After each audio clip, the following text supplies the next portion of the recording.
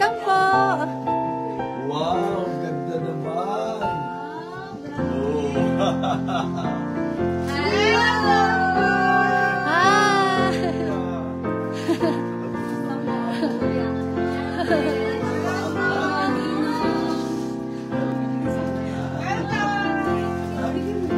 Welcome po! Okay, so purihin po ang Panginoon. Magandang gabi po sa inyong lahat. You should go and bring forth fruit, and that your fruit should remain, that whatsoever shall ask of the Father in my name, He may give it to you. At doon po sa bandang pulihan, as the Father hath sent me, even so sent I you.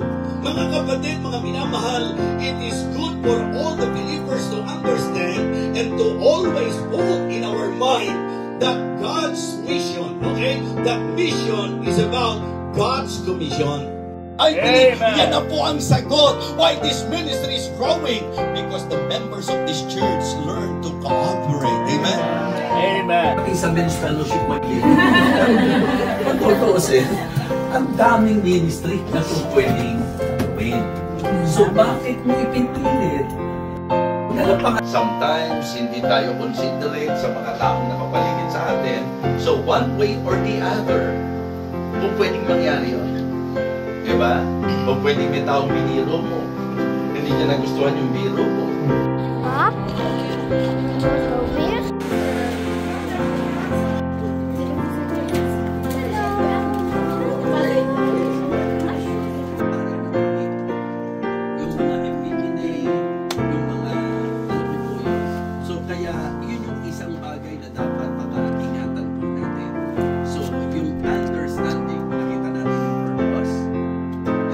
He emphasized yung fear. Let us hear the conclusion of the matter. Fear God. Ngayon, siguro maganda na medyo i-expound natin pag sinabing fear God. Kasi yung fear dito, reverential. Ibig sabihin, kasi nandiyan ang kasaysayan. Para sa lahat. Pero pag in-interpret mo lang yung historical,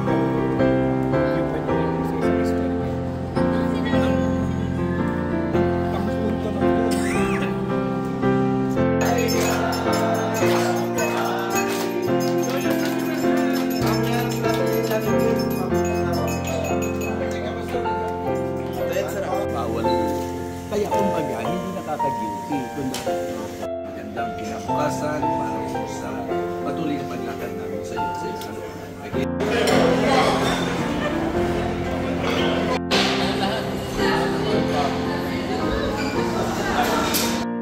Go!